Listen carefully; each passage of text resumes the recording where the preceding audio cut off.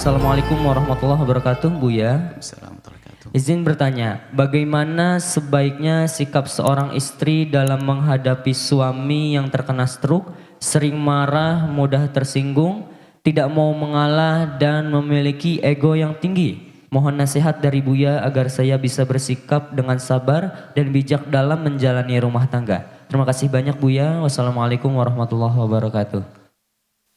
Assalamualaikum warahmatullahi wabarakatuh. Ada pepatah Jawa, sing waras ngalah. Artinya, kalau kita mengerti bahwasanya pasangan kita itu sakit, waras, itu kan sehat, sakit. Orang sakit itu, mohon maaf. Memang kalau Anda sakit, Anda tetap harus berusaha bagaimana sehat dengan kemandirian Anda. Jangan kalau sudah sakit malah jadi bahan untuk merepotkan orang lain. Ada ini action, mungkin kalau bahasa kasar kita action bodoh. Jadi action merayunya itu dengan sakit. Ada perempuan, ini istri. Suaminya itu sengaja memasang satu alat. Hari ini kan bisa alat melihat. Tadi di rumah tuh main handphone kemana. Giliran suaminya masuk langsung sakit. Ada model begitu. Pasti dia perempuan dungu dia. Ada kalau istri suaminya datang langsung pura-pura sakit. Akhirnya yakin betul kalau dia tidak sakit. Itu bukan merayu istri. Kalau kamu pengen merayu suamimu, langsung bangkit, sambut, cium keningnya dia, siapkan minuman, selesai, indah, tambah cinta. Bukan caper yang bodoh, sakit. Nah. Termasuk pernah kejadian, mohon maaf, Anda sebagai orang tua, Anda sebagai seorang anak, ibumu, terserah apakah beliau ngaku sakit atau tidak sakit, tetap Anda hormati. Cuman ada sebagian ibu, dan ini kejadian. Ibunya ini Masya Allah hobinya pura-pura sakit. Sampai sebuah rumah sakit itu bingung, ibumu tidak sakit. Sehingga anak-anaknya karena anak soleh, insyaAllah, tidak apa-apa kita membiayai ibu saya opnam, anggap sajalah nginep di hotel. Sampai Anda semacam itu, Anda jadi orang tua jangan begitu. Kalau tidak sakit, jangan mau sakit. Bahkan kebanyakan orang tua kalau sakit pun malah menahan. Cuman itu budaya. Bisa jadi dulu dengan suaminya begitu. Dibuat dari masa sekarang. Kalau ada orang gampang pura-pura sakit, itu akan menyiksa. Dan itu akan tetap senjatanya begitu. Kalau dengan orang pura-pura sakit, semua orang merasakan sakit. Cuman kan tidak semua sakit harus diungkapkan dulu. Kadang ditahan dulu, nanti sembuh. Cuman kadang-kadang sakitnya tidak seberapa. Cuman karena ada si ini itu menjadi tampak pura-pura sakit. Sehingga bisa saja menjadi sakit beneran. Karena kayak minta sakit lah. Ada model-model semacam itu. Tapi kalau Anda sebagai seorang anak melihat orang tua benar-benar sakit, yang pura-pura sakit pun nggak boleh kok kita kepada orang tua ya, khususnya orang tua. Karena kita tidak tahu ya, jangan mengatakan orang tua pura-pura sakit. Cuman ini yang kami ceritakan sebuah kesimpulan dari seorang anak yang soleh, dia bercerita. Gimana menghadapi ibu saya semacam ini, Bu ya? Bilang, kamu punya uang, punya. Ya sudahlah, betul. Kamu anak hebat. Doain saya deh kalau gitu. Sehingga nginep di rumah sakit itu anggap saja nginep di hotel. Seminggu di rumah sakit sembuh setelah itu. Dokternya nggak ngasih obat. Hanya dikasih vitamin, kasih ini. Anda jadi orang tua jangan seperti itu. Tapi sebagai seorang anak, bagus anak semacam itu. Dengan ketabahan, kesabaran.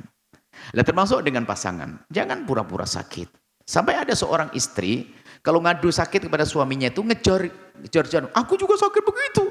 Sama seorang suami sampai nggak berani ngomong kepada istrinya kalau dia sakit. Kenapa? Kalau dia ngomong sakit, pasti istrinya punya. Aku juga begini. Waduh repot. Akhirnya sang suami nggak berani ngomong, sang istri nggak berani ngomong. Jadi kok sakit jor-joran begitu.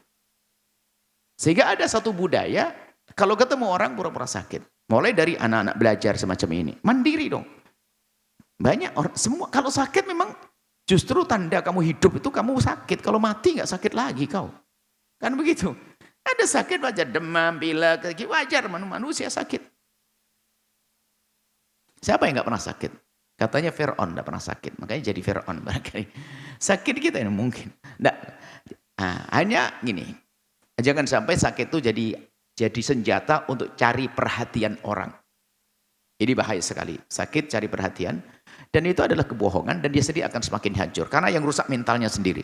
Sehingga dia nggak berusaha untuk merayu dengan cara yang betul-betul indah. Yaitu pura-pura sakit, mohon maaf para istri, pura-pura sakit gara-gara suaminya tidak perhatian, pura-pura sakit. Itu tidak indah, bukan cerdas itu. Itu pasti perempuan bodoh atau laki-laki bodoh. Di luar di gardu dia ngopi sampai jam 1 malam. Sampai di rumah laki-laki model lah apa gitu tuh. Baik. Nah, kalau pasangannya benar-benar sakit, sengaja kami sampaikan begini karena ada penyakit-penyakit semacam itu dan itu merusak. Sehingga orang suami pasangan capek, istri capek, modelnya begitu, sudah nggak ada, bisa saja nggak ada. Dengan sahabat saja kalau sama-sama sekolah, dia akan enek, dia ngerepoti dan sebagainya. Apalagi kalau di tempat tersebut orang sama-sama punya kesibukan. Orang sama-sama punya kesibukan. Bahkan di situ ada yang lebih sakit lagi barangkali, cuman dia dengan ketabahan.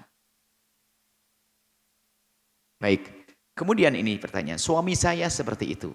Apalagi kalau yang ditanyakan bukan pura-pura, dia ngomong stroke nggak bisa pura-pura. Gini besok makan ini sembuh berarti ya. Stroke nggak pura-pura. Berarti kalau stroke ini kan bagian-bagian organ terpenting ya, sehingga tidak menjadi sempurna kinerjanya, sehingga menjadikan mungkin separuh badannya, kalau bahasa dulu kan mati separuh atau apa begitu, tidak berfungsi. Artinya apa yang bisa ia lakukan terkurangi separuh paling tidak. Jadi banyak hal yang tidak bisa diselesaikan. Termasuk mohon maaf mentalnya bisa saja. Karena menginginkan sesuatu menjadi tidak tercapai ini akhirnya menjadi muncul emosi, marah. Maka sing waras ngalah. Anda yang sehat bersyukur kepada Allah semoga semakin sehat. Kemudian hadapi suami atau istri yang seperti itu dengan mengharap pahala dari Allah Subhanahu wa taala. Punya ilmu kebal. Karena orang sakit mohon maaf, biasanya memang orang sakit memang akan menjadi perilakunya berubah. Bukan yang pura-pura. Kalau pura-pura memang jangan gini lain cerita. Kalian tidak mau. Orang sakit beneran, mohon maaf, pasti akan berubah. Emosinya menjadi tidak terkontrol. Yang biasanya mukanya ceria jadi cemberut dan sebagainya. Tidak seperti biasa. Maka Anda kalau punya pasangan sakit, ketahuilah Allah dengannya. Allah dengan orang yang sakit. Kalau Anda dengan orang sakit, yang sakit suamimu, yang sakit istrimu. Jika yang sakit istrimu, yang sakit suamimu, maka ketahuilah bahwa Allah dengan orang-orang sakit, mengabdilah, berkorbanlah, bisik minta doa dan sebagainya. Karena orang sakit. Allah menyebutkan, abdi maritu falam ta'udni. Hai hambaku, aku sakit, kau tidak kunjung kepadaku. Allah, aku pernah sakit tapi kau tidak kunjung kepadaku. Seorang hamba bertanya, ya Allah bagaimana engkau sakit? Engkau Rabbul Alamin, engkau pencipta semesta. Iya ada si fulan inna fulanan marid. Satu orang sakit. Kau tidak kunjung kepadanya. Kau tidak memperhatikan dia. Padahal aku dengannya. Maksudnya Allah dengan orang sakit menjadi sebab keberkahan. Sebab rahmat. Maka baik-baiklah dengan orang sakit. Tingkatkan kesabaranmu, tingkatkan senyummu, tingkatkan pengabdianmu. Dan kami sampaikan, jika ibumu, semoga ibumu sehat. Jika ibundamu sakit di rumah, yang paling beruntung di antara 5 anaknya adalah yang paling tulus dalam mengabdi kepada ibunya. Lihat hasilnya di kedepan hari. Yang paling berlomba, paling berusaha. Dan seorang istri yang mengabdi kepada suaminya yang sakit seperti itu, dahsyat dia. Luar biasa. Seorang suami mengabdi kepada istri yang sakit. Memberi nafkah kepada istri yang biasa saja, yang sehat, itu adalah pahalanya lebih gede daripada infak di jihad di jalan Allah. Bagaimana dengan istrinya yang sakit? Dahsyat.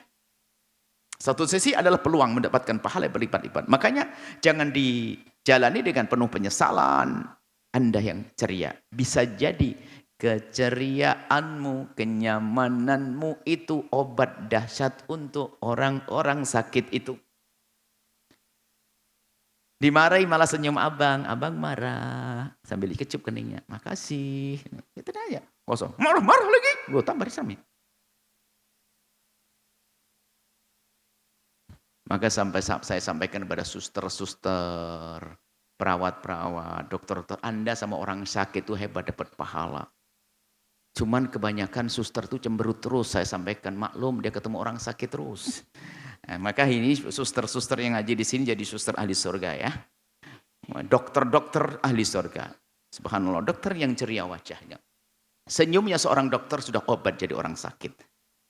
Tapi banyak dokter mukanya masam terus. Padahal kalau seandainya tepukan tangan seorang dokter di pundak sang ayah saat menjaga anaknya, air sejuk yang menyiram dirinya. Pak, Allah. Tapi kadang-kadang dokter, Masya Allah. Nah, tapi dokter yang ngaji di sini pasti dokter istimewa. Tolonglah. Yang senyum, tepuk pundak orang yang menjaga. Gimana Pak? Masya Allah. Cepat sembuh dan ini. Anak dipenjak dok. Nah begitu tolong. Hei dokter-dokter lihat. Sorgamu itu orang-orang sakit itu. Termasuk tadi istri. Kemudian egois. Dia bukan egois kalau lagi sakit. Sepertinya memang dia tidak bisa melakukan apa-apa. Dia menginginkan sesuatu.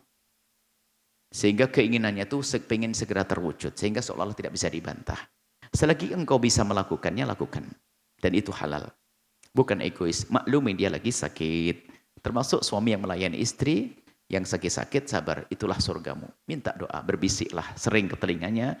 Agar didoakan. Orang sakit tolong beri kasih sayang. Bahkan innallaha yansurukum bidu'afaikum. Allah akan berikan pertolongan kepadamu karena orang lemah. Jadi kalau ada orang sakit di rumahnya, bergegaslah untuk menolong dia, mengabdi kepada dia, dan mohonlah kepada Allah, maka Allah akan kabul. Allah akan berikan pertolongan kepada Anda. Jangan berbuat dolim. Jadi yang lebih lembut kepada suaminya ya tadi yang bertanya, Masya Allah, sedikit sabar, bisa jadi kelembutanmu, senyummu, obat buat sang suami. Kemudian laki-laki ilmu kebal. Selagi dia begitu, kenapa kamu pikirin? Kalau di rumahmu ada satu pintu, ya ada satu pintu yang kependekan, Anda pernah kejedot, jedot begitu pusing, sementara Anda mengganti pintu juga nggak akan mampu. Ya ndak usah setiap hari marah dengan pintu, dasar pintu ini sampai jidatku, enggak. Tinggal pasang tanda aja, dikasih spon, ya ini kalau kejedot bisa bujuk, enak gitu aja. Jadi begitu, jangan langsung marah terus. Jadi kalau memang suamimu suka begitu, anggap saja itu adalah kebiasaannya. Sudah kebiasa, kenapa saya rubah? Kenapa saya pusing? Tinggal saya tuatkan kesabaran saya. Anggap saja itu adalah jedolan, pintu tadi yang bikin saya kejedot, itu saja. Tinggal saya menghindar, kalau dia lagi marah, saya senyum, tambah enak makan nanti insya Allah. Makasih suamiku, pagi-pagi sudah dapat sarapan saya. Sarapan apa? Abang marah.